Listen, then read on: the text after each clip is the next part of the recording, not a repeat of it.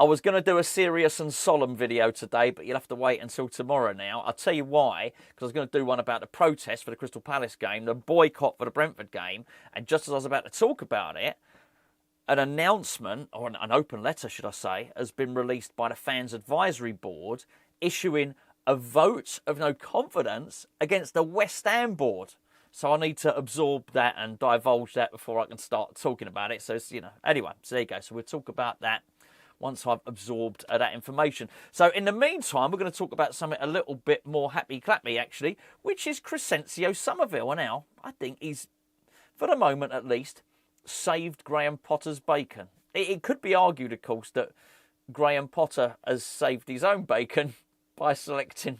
It always comes down to food on this channel, doesn't it?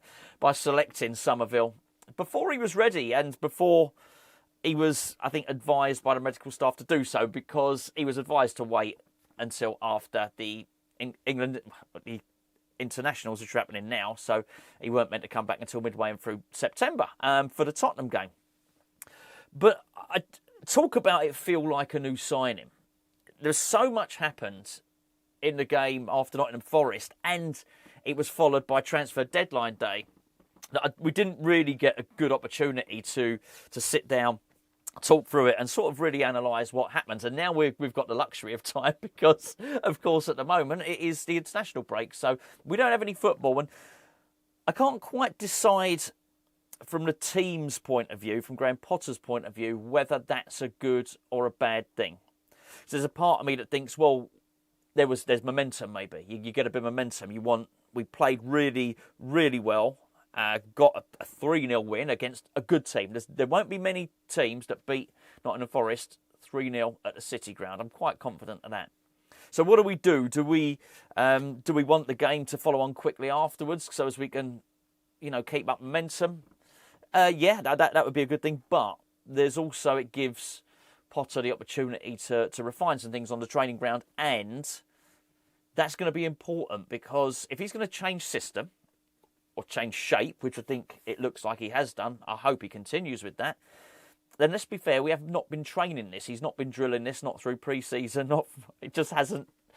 It was an in-emergency break glass switch to a different formation. I don't mind that. I think it's worse carry on doing the same thing when it's not working. So he's changed it. Well, he's going to need to get that practice. But I think there's so many things I like about this new system. But it could be argued that there's a benefit to not having a game straight away so he can drill that on the training ground. What Summerville really brought to it, I thought was really, really good, because I thought he brought balance. He brought balance to the force. He brought balance to the team. For too long, we've only attacked down that right-hand side. Almost immediately, we had a counter-attacking threat, which is really, really important. Potter seems to be a manager that likes to park the bus, but I often think the parking of the bus doesn't lend itself to having that much possession all the time. And we didn't in this game. We didn't have loads of possession in this game. I think if you are going to park the bus and you're going to absorb and soak up the pressure, which is fine, then you're going to need to break out quickly. And I just don't think that was something we were, A, either good at, or B, had the capacity to do because we didn't have the pace. Summerville changes all of that for a number of reasons. Firstly, the one I've just mentioned. He gives you pace and he gives you direct running. But the other thing is, if you're going to do that, it gives us width to the team. And it allows us to double up. And the third goal was just a really, really great example of that, which I felt the move to bring Summerville on, it just gave so much more attacking scope to Malik Diouf, who was able to bomb past him and deliver that cross. Now, the thing is, I've always been a big advocate, and I always say it before a game, of giving the opposition manager something to worry about. You want that team sheet going in and have them scrambling around. But there's another factor to that, which is you're not always going to be able to do that. If you're going to have a consistent formation, you're going to have a consistent team, then you're not going to be able to surprise the opposition manager all the time, particularly not an hour before the game. But just give them something to think about anyway. And I just think for too long, West Ham have not really troubled opposition managers. They've not actually thought, we've got too much to worry about. Basically contain, particularly I think particularly during Graham Potter's reign, contained Jared Bowen, and you probably haven't got that much to worry about. Even the match winner like Mohamed Kudus wasn't producing match-winning performances. Well, that just makes it really, really easy for the defence. I think with the inclusion of, well, it's not just Summerville, but the video is mainly about Summerville. Look, Lucas Paqueta's become a match winner again.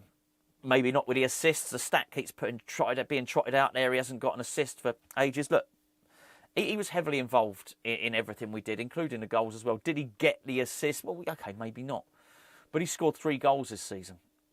He is a threat. You're not going to be able to leave him. So from the defender's point of view, or the opposition manager's point of view, you're going to have to factor Lucas Paqueta into your thinking, and more importantly, your defensive thinking. So now you've got to keep an eye on Jared Bowen. You're going to have to keep an eye on Lucas Paqueta. You add in Crysencio Summerville to the mix, then everything changes. Because now you're looking at right, middle and left. But not just that. I so much prefer what do you call it? If you're in the midfield, it's a double pivot. What do you call it on the wing? It's just called a winger and a fullback, really, isn't it? Let's be fair. Why are we looking for fancy names for it? But I like that double threat that poses. Again, it gives them something to think about. In the end, you're forcing them back. Track Summerville, then you're going to have a problem. You might have to foul him. He's definitely going to have to follow him. You're going to have to do something. And while you're doing that, and while you're looking at Paqueta, and while on the other side they're looking at Bowen, you've got Juff who's going to be running down and overlapping. He's got to be watched. You have to watch Juff, so you can't leave him unmarked. Because look at the delivery he's got. It's immense. It's amazing. And this is immediately giving West Ham more strings to their bow. And giving us just an attacking threat, which needs to be respected. People are going to have to cater for this. People are going to have to factor that into their tactics. There's no doubt about it. I just think for too long it's been an easy day at the office, I think, for a lot of these coaches. Don't worry about West Ham. We don't really have to worry about them defensively. As long as we do the basics, they're probably not going to open us up for open play if we look after Jared Bowen, and they're certainly not going to score any set plays. That we're going to need to improve on, but, one step at a time, I guess. Although I would argue that this is 2 steps. This is 2 steps forward. I really, really think that is the case. And because of that, other clubs could just attack us without worrying about what was coming back in the other direction. Much better now. Absolutely much better. Summerville, he's electric as well. He just does so many things. He gets everybody up off their seats. I think he gives the crowd something to cheer about. And I think he's probably going to give his teammates belief as well. And it was, if you look at it, for so long, we only really had a double act down that right-hand side. And it wasn't always massively effective with both of them, but to a degree, it worked. And that was Vladimir Soufal, and it was Jared Bowen. Now, I believe that as long as Bowen is playing on that right-hand side, I think, particularly when Wan-Bissaka comes back, here's the weird thing, by the way. I never really, when we were linked, before we signed either of them, I always considered maybe Walker-Peters to be the more attacking one, and Aaron Wan-Bissaka to be the defensive one, great at one-on-one defending, that type of thing. But it's weird, I watched it over the last, game or 3, and I've thought, well, actually, particularly defending the back post, Walker-Peters seems to be better at it.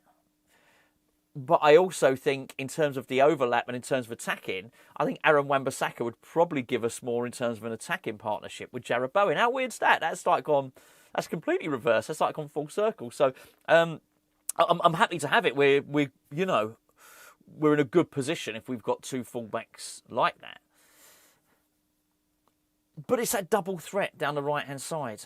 And now, the left-hand side, that has been the graveyard shift, the absolute graveyard shift. It's why I sort of hate this lazy thing that's thrown at West Ham with David Moyes.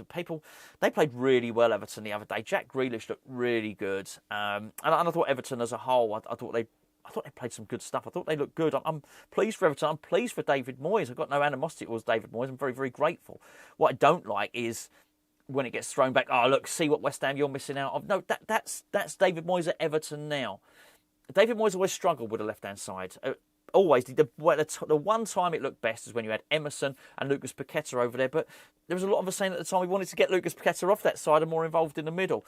Actually, it was the graveyard shift. It was the holding wide player. It was the defensive winger. It was Pablo Fornals doing a job there. It was Benrahma never really thriving down that side. It just remained a problem position.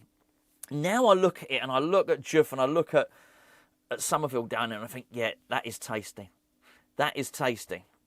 So I've got a team in my head, right? I've got a team in my head. And you know, yours may differ slightly. And I guess it's a measure of having a couple of options at fullback that you might tweak this. But I would have liked to have brought in another central defender. I would have done. Not just any central defender. Do you know what? I would have liked to have brought a central defender in that was better than the ones we've got, right? And I think we could have done the same as striker. But I'll just be repeating myself on yesterday's video. If you want to go and watch a whinge about what we didn't do in a transfer window, go and watch yesterday's video. Oh, Judgment Day. Thank you for all the comments about... some people thought it was a real wig. It wasn't. It was an AI-generated judges wig. It was. I'm glad. Anyway, so many of you really seem to appreciate that thumbnail. You should have seen the ones that didn't make the final cut because AI is not great at a lot of things. So you should have seen some of the wigs that AI tried to give me. Anyway, they shall remain private, by the way. Anyway, where was I? Lost me train of thought. Yeah. Anyway, I'm going to try and do me team now. But yes, I would have liked us to spend on a striker and spend on a central defender. But here's me team. We'll go with Hermansen in goal. Ultimately, I'm not fussed. I don't think there's a lot between them. I'm going to go with Wan-Bissaka at right back.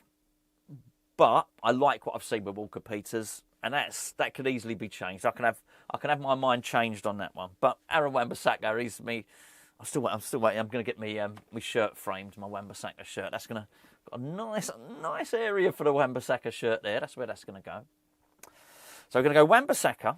I'm not going to change my central defensive partnership. It's a bit of a shame on Todibo, but I liked it. I like Mavropanos. He's got that battle in, hasn't he? So I'm going to go Mavropanos. I'm going to go Kilman.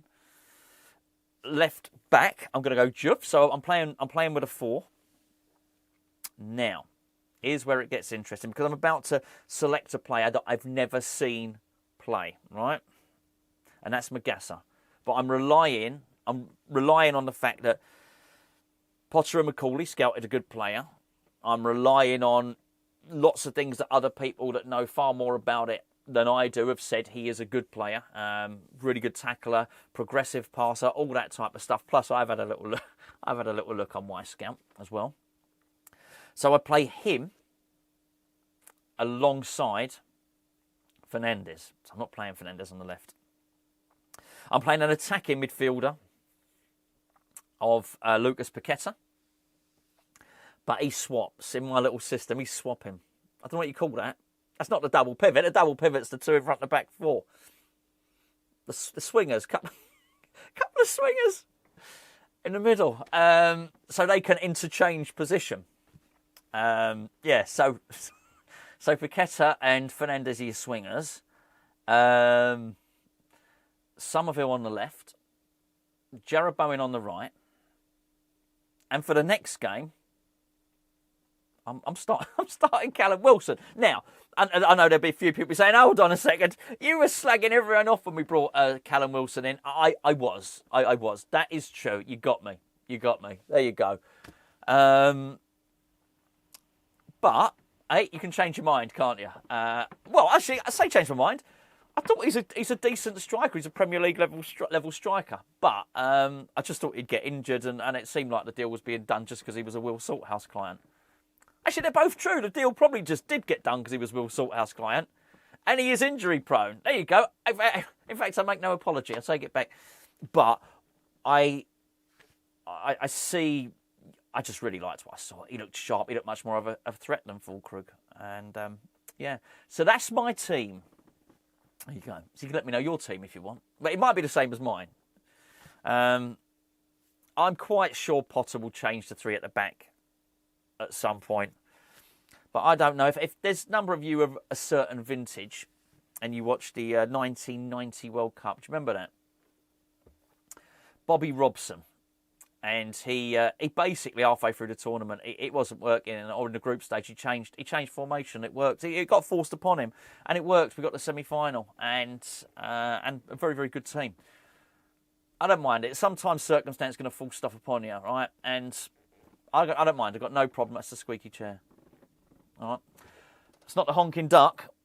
Should have brought. There's nothing to honk today. There's nothing to honk. There's nothing disappointing to honk. I've got nothing bad to say today. That'll happen.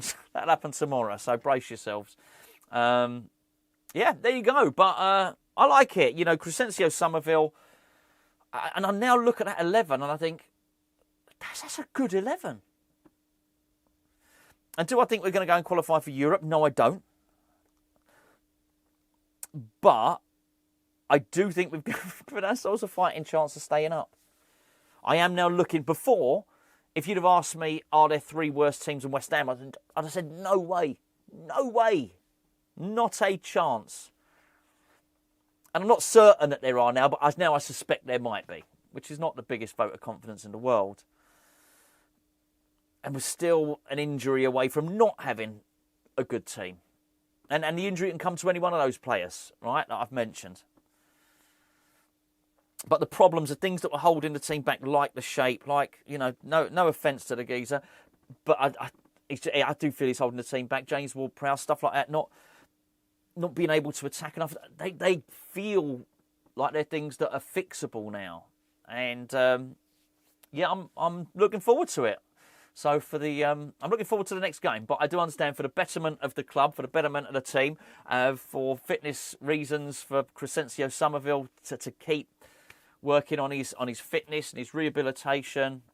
It's probably for the best that we have a couple of week break. Good for Jarrod Bowen as well, I think, to go away with England and for him to put in that sort of performance right before, you know, England play.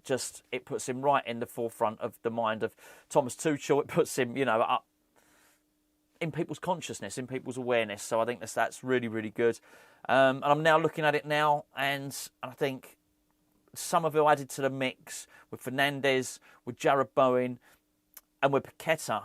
I'm seeing match winners there, and I'm seeing there's a quadruple threat. It's not a triple threat. I'm not even including Wilson in that.